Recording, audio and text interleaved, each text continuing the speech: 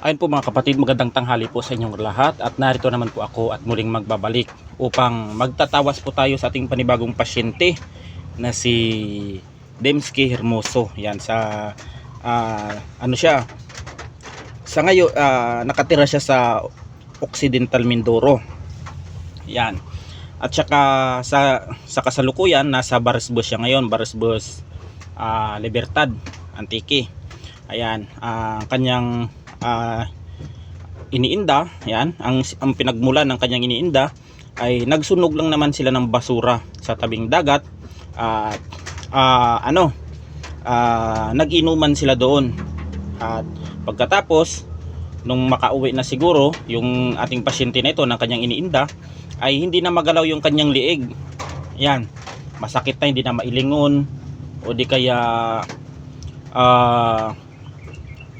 para daw may matigas na isang bagay na nilagay o gawa siguro to ng mga elemento o di kaya mga laman lupa o kung ano man doon sa pinagbaunan nila ng kanilang basura doon sa tabing dagat ng Barisbos. Tignan natin mga kapatid. Yan, kung ano ba ang sakit ng taong ito, kung ano ba yung dapat gawin, ilunas o pamamaraan na dapat gawin para gumaling ang sakit ng ating pasyente. Per benditionem in nomine Patri et Spiritus Sancti. Sino man ang gumagambala sa ating pasyente na ito, ay ipakita sa aking pinagtawasan kung ano mang uri ng nilalang ang pumipinsala sa aking pasyente. Ayan, tingnan natin mga kapatid kung ito ba ay mga elemento. Yan, ang mga elemento po kasi mga kapatid, marami pong uri ng elemento. Elementong bato, elementong kahoy, elementong dagat, yan, elemento sa bukid. Yan po yung mga elemento na yan ay tinatawag nating mga engkanto. Ang mga engkanto na yan ay falling angel po yan mga kapatid. Yan yung mga anghel na tinapon ng ating Panginoon dito sa ating mundo dahil sila ay nagkasala dun sa langit.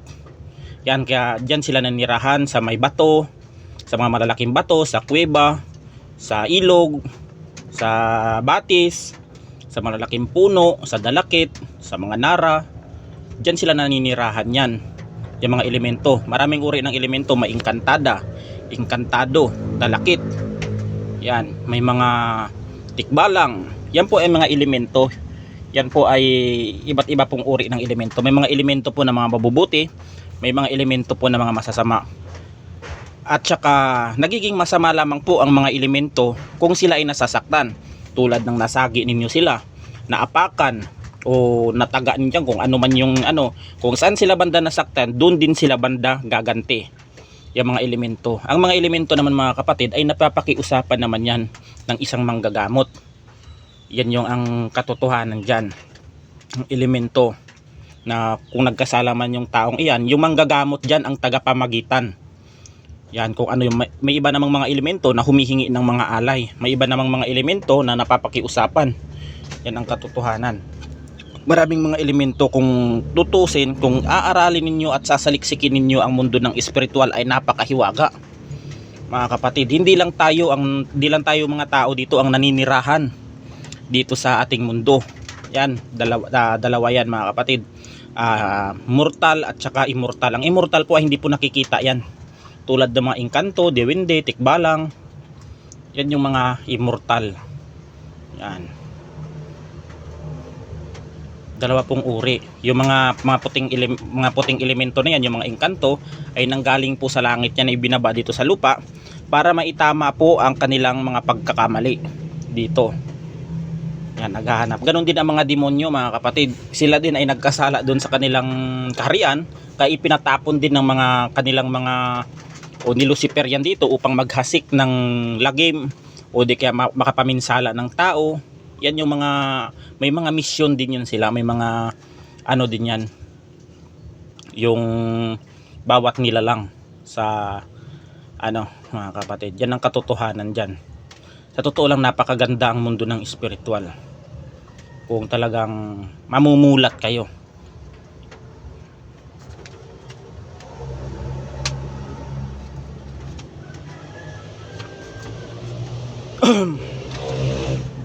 Napaka mga kapatid,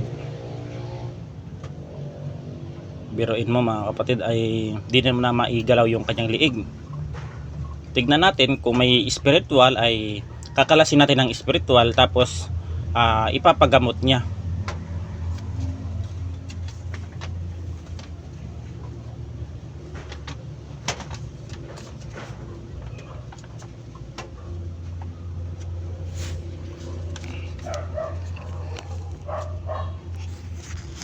Yung ang nakikita ko dito kay Sir Dimsky na ito, ay wala naman po siyang sakit na spiritual. Yan. Itong ating pasyente ay nagkaroon po ito ng stiff neck, kaya hindi niya maigalaw o mailingon ang kanyang leeg. Ang gagawin po ninyo dito mga kapatid, ang advice ko dito, wag po ninyo ipapahilot ito, lalong lalo na yung ating batok, ang ating leeg, dahil delikado po. Diyan po yung mga delikadong parte ng ating katawan na pag nagkamali po kayo ng pagkakahilot diyan, ay maaaring may mga ugat diyan na mapuputol, may mamamaga, may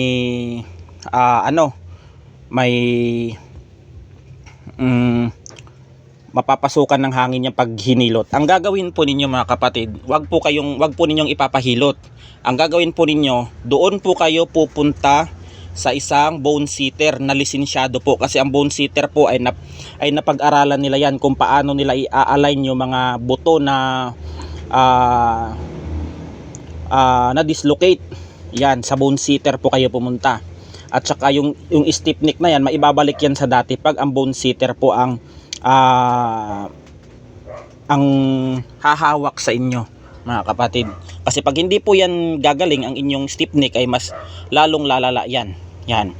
Punta po, ang ma-advise ko dito, wala po kayong spiritual na sakit o kung ano man, maaring kayo dito, nagkaroon kayo ng stiff neck siguro sa pagtulog ninyo, kaya nagkaroon kayo ng stiff neck dito. Yan. Pumunta kayo sa bone setter, yung lisensyado mga kapatid. Sir, pupunta po kayo sa bone setter, sa chiropractured, sa mga buto na na-dislocate dyan sa liig, siyang mag-a-align yan. Hindi ko po pwedeng hawakan yan, kasi po hindi ko po linyada yung ganyang pamamaraan. Doon po kayo pumunta, at asahan ninyo sir, nagagaling po kayo 100%. Basta sundin lang ninyo yung aking gusto. Wala po naman ditong ginambala kayo ng mga elemento o kung ano man. Wala po. Sa chiropractured po kayo o sa bone setter kayo pumunta. Ayun lamang sir, at hanggang dito na lang, at God bless us all. Ingat po tayo palagi.